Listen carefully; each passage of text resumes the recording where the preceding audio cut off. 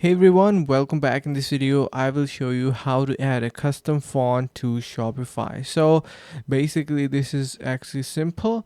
Now by default, if you head up to your settings, you can see you have your typography, your fonts.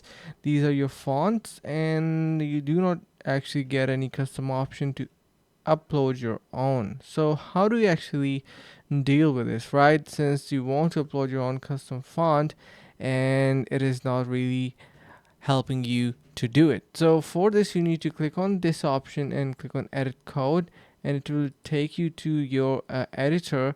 You're basically the code editor. And once you're here, you will be able to see that we are in our elements section. And basically we can take complete control of our fonts from here. You need to simply search for font.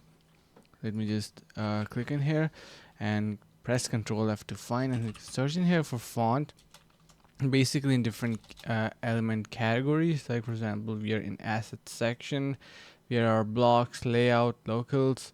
So you can search for fonts in here and basically change that, or load in here already a script from Google Fonts, and it will change your font to anything that you like. So basically this is how you can add a custom font in Shopify.